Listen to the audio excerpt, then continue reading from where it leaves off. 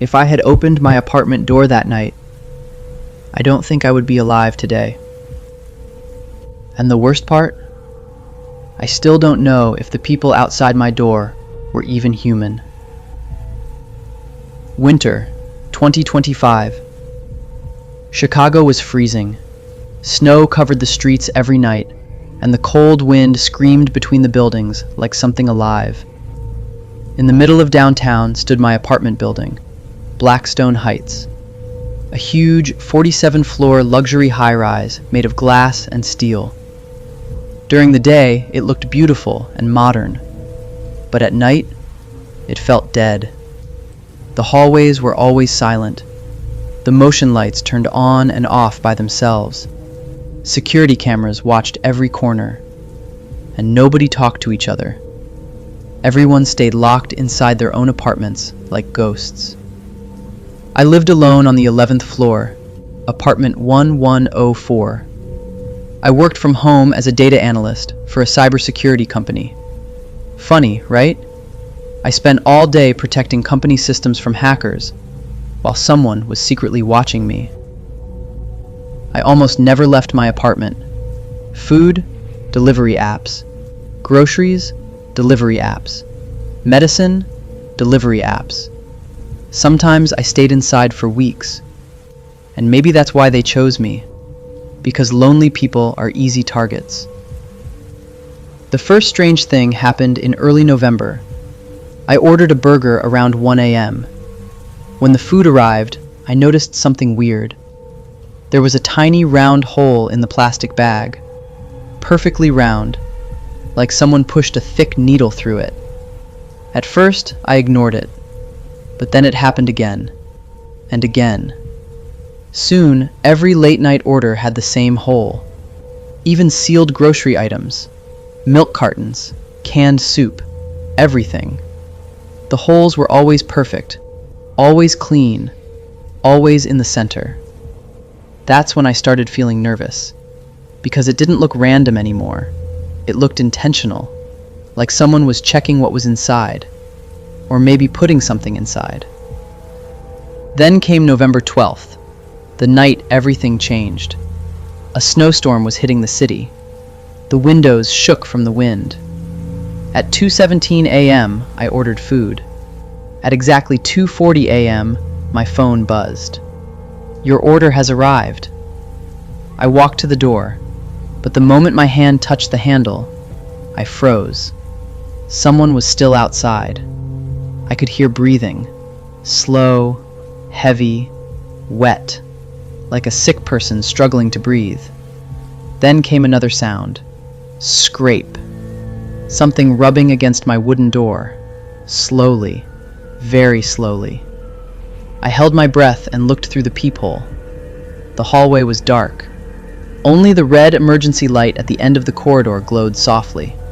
And under that light, I saw him. A delivery driver in a red jacket. His back was pressed flat against my apartment door. His head was bent backward at a strange angle, and he was whispering something, fast, over and over again, like a chant. Then suddenly, he stopped. Slowly, his head turned toward my peephole, toward me. My blood turned cold. His eyes were wide open, too wide. He wasn't blinking. There was dried blood under his nose. And then, he smiled. Slowly, too wide for a normal human face. I heard the corners of his lips crack. A drop of blood rolled down his chin. Then he raised one finger and pressed my doorbell. Rrrr. One long ring. He never took his finger off. The sound echoed through my apartment. My chest tightened. My hands shook. And suddenly, my phone vibrated. Unknown number. I opened the message. "The food inside is cold, but we are still hungry out here." My heart stopped. We, not I. We. That meant he wasn't alone. And at that exact moment, I noticed something beside the peephole. Another eye. Someone else was standing very close to my door, watching me through the darkness. I stumbled backward in fear. Outside, I could hear soft laughter now. More than one person. Several people. Standing in the hallway. Then suddenly, silence. The doorbell stopped. The whispering stopped. Everything stopped. And 1 second later, running footsteps. A lot of them. Racing toward the emergency stairs. I stayed frozen for almost 15 minutes. Then finally, I opened the door a few inches. The food bag was still there, but this time, the hole in the plastic was much bigger. Big enough to fit 2 fingers inside. I slowly opened the burger box. Inside was a small, greasy piece of paper. Written in messy handwriting were the words, "Apartment 1104 is very cozy, especially from inside the air vents." At that exact second, I heard a sound from my bedroom vent. Tap. Then something moved inside it, slowly, like someone crawling. And then a whisper, very soft. He read the note. The moment I heard that whisper from inside the vent, I ran out of my bedroom. I didn't even look back. My whole body was shaking so badly I could barely breathe. I locked myself in the bathroom and sat there for almost an hour, holding a kitchen knife like it would somehow protect me. But deep down, I already knew something terrible was happening inside that building. And somehow, it was connected to me. The next morning, I went straight to the building management office. I hadn't slept at all. My eyes burned from fear and exhaustion. The security guard took one look at my face and immediately asked, "What happened to you?" I told him everything. The breathing, the delivery driver, the message, the whisper in the vent. At first, he looked skeptical. But when I showed him the note, his expression changed. He quietly stood up and locked the office door behind him. Then he said, "Let's check the hallway cameras."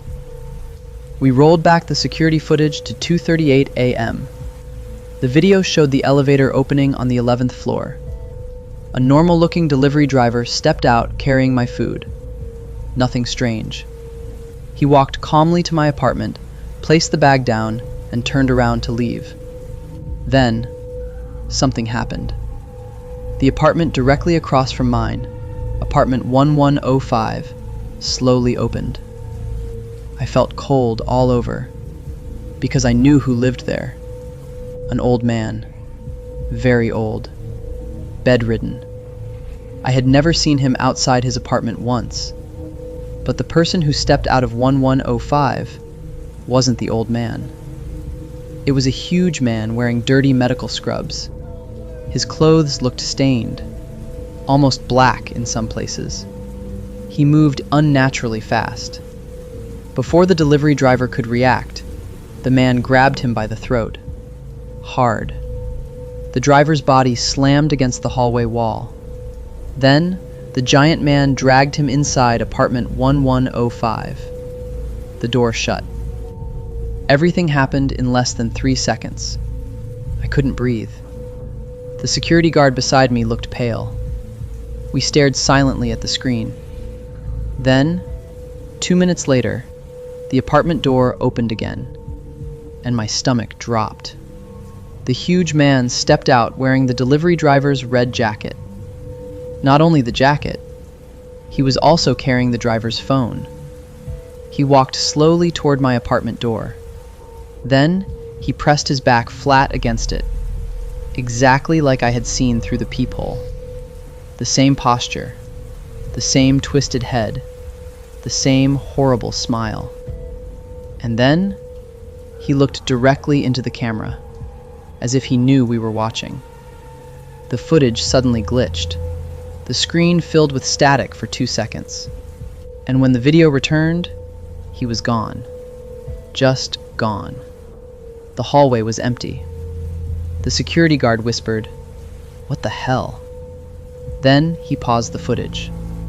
Wait. He zoomed in on the bottom corner of the screen, near my apartment door. At first, I didn't understand what I was seeing. Then, my blood froze. Under my door, there was movement. tiny movement, like fingers. Thin, pale fingers, slowly pulling themselves back underneath the crack of my apartment door, as if someone had been inside my apartment the entire time, watching him from the other side. We called the police immediately. Within 30 minutes, officers arrived. Soon after that, a full SWAT team entered the building. The entire 11th floor was locked down. I stood near the elevator shaking while armed officers surrounded apartment 1105. Then, bang! The battering ram smashed into the door. Once. Twice. The door exploded open. The officers rushed inside, shouting commands.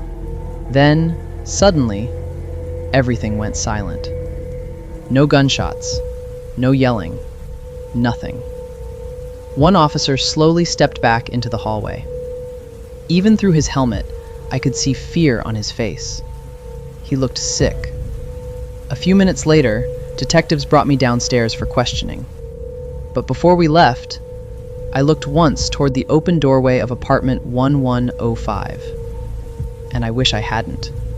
Because inside that apartment, there was almost nothing. No furniture, no television, no bed, only dust.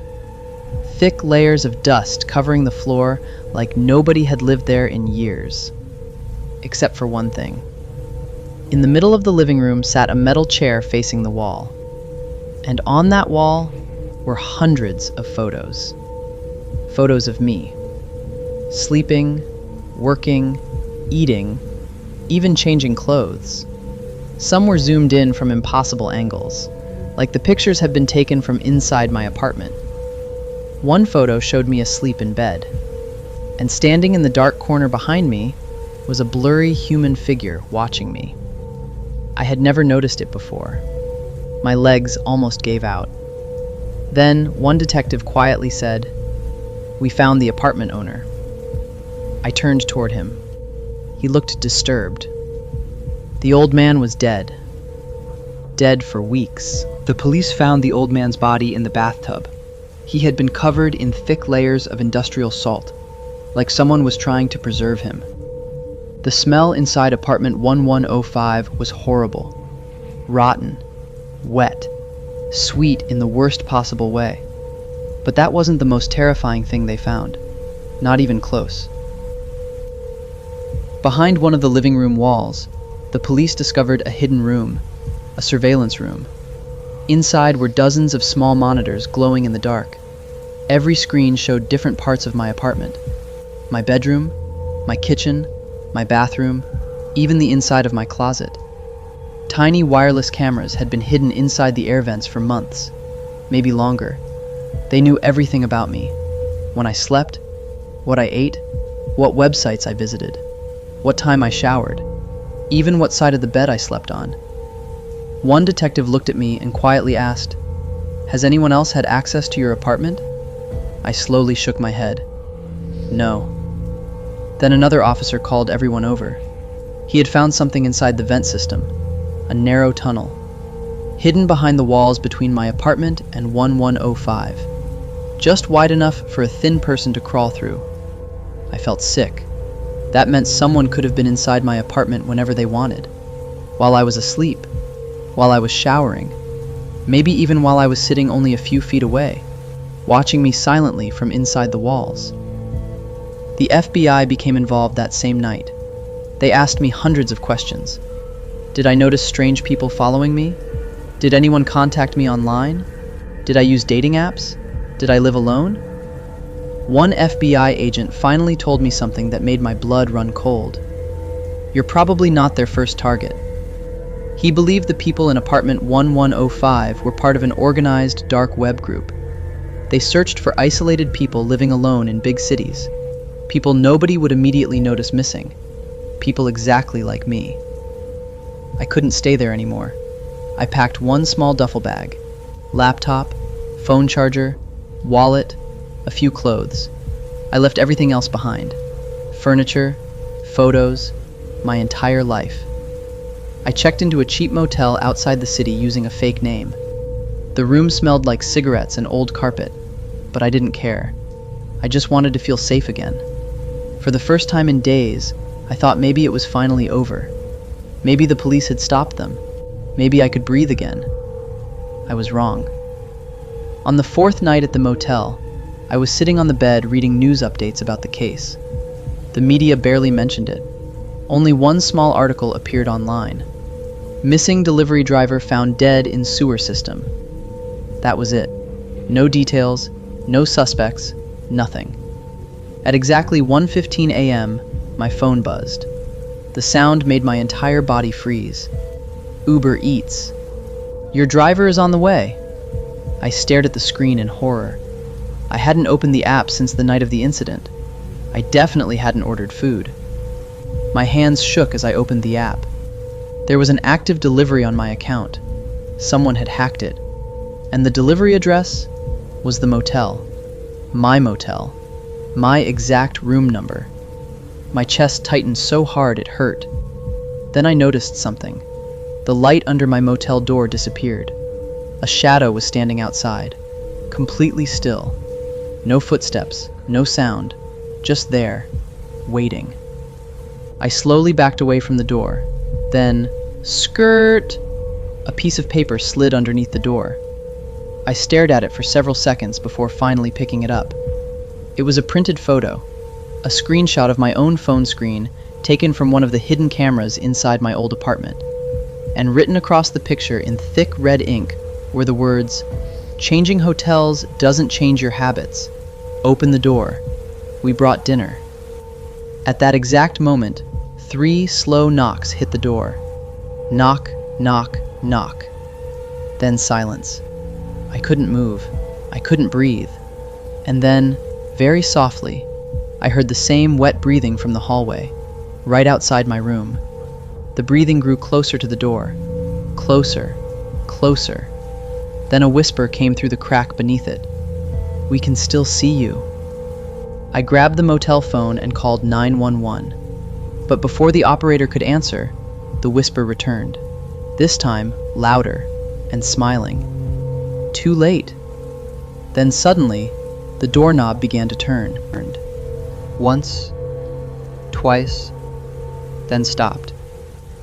I stood frozen beside the motel bed, gripping the phone so tightly my fingers hurt.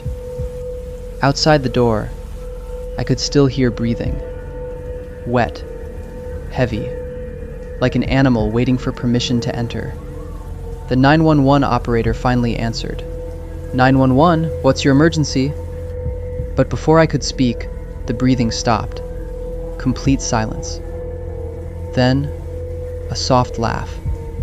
Not loud, not crazy, just calm, almost friendly. And then a voice whispered through the door, "You shouldn't call people." My blood turned to ice, because I recognized the voice. It was the same delivery driver voice from outside my apartment. The same twisted smile, the same dead eyes. But that man was supposed to be dead. The police had found his body in the sewer. So who was outside my motel room? Suddenly, bang! Something slammed against the door so hard the entire wall shook. I screamed and stumbled backward. Another slam. Bang! The cheap motel lock bent inward. The operator on the phone kept shouting, "Sir? Sir, are you there?" Then came scratching. Slow scratching sounds across the wood, like fingernails, very slowly dragging downward. Screw. And then, a new sound. From behind me, inside the room. Tap. I froze. Another tap. Tap. Coming from the bathroom ceiling vent. My heart nearly stopped. No. No, no, no. Please no. The vent cover slowly moved. Just a little. Then more. Dust fell onto the bathroom sink. Something was inside the vent, crawling. I backed away slowly, unable to breathe. Then, 2 pale fingers wrapped around the edge of the vent opening. Human fingers. Long, thin, filthy. And then a face slowly appeared upside down from the darkness, smiling. The same man from the hallway. his eyes wide open, blood running from his nose. But now I could see something worse. His skin looked wrong, loose, like it didn't fully belong to him, like someone else was wearing a human face.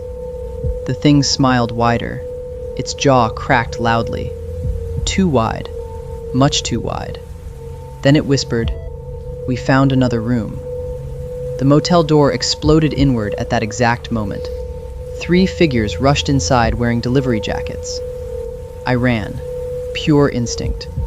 I grabbed the bedside lamp and smashed it into the nearest attacker. The bulb exploded.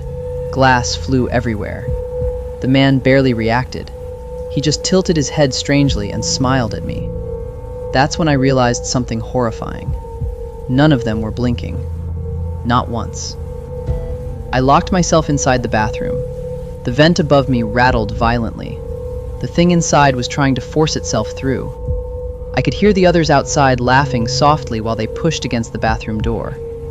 Not angry, not rushed, patient, like they had done this many times before. Then one of them spoke calmly. "You live alone." Another voice answered, "Nobody checks on him." Then another, "He's perfect." I felt tears running down my face. They weren't just hunting people. They were selecting them, studying them, learning their habits for months before moving in. The hidden cameras, the delivery apps, the vents. It was all part of the process. And somehow, they always knew where their targets went next.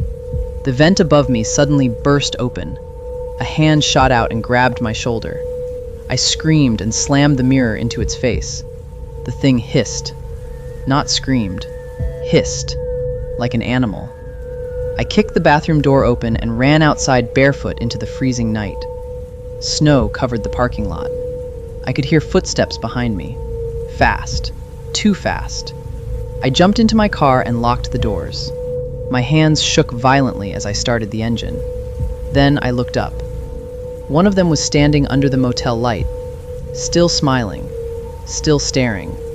Snow slowly collected on his shoulders, but he never blinked, never moved. Then, very slowly, he lifted his hand and pointed upward. I followed his finger, and my stomach dropped. Inside my car, right above the rearview mirror, was a tiny black camera, already blinking red. They had been inside my car too, watching, waiting, learning. I drove away that night and never went back. The FBI investigation is technically still open, but no arrests were ever made. Sometimes delivery drivers still disappear in Chicago. Sometimes isolated people vanish from apartment buildings without explanation. And every few months, I receive a message from a random, unknown number. Always the same sentence. "We're still hungry." I move constantly now. Different cities, different names. No food delivery apps. No social media. No permanent address. But no matter where I go, I always notice the same thing eventually. A tiny round hole somewhere nearby. In a vent. In a wall. In the ceiling. And late at night, when everything is silent, I sometimes hear breathing inside the walls, waiting patiently for me to fall asleep.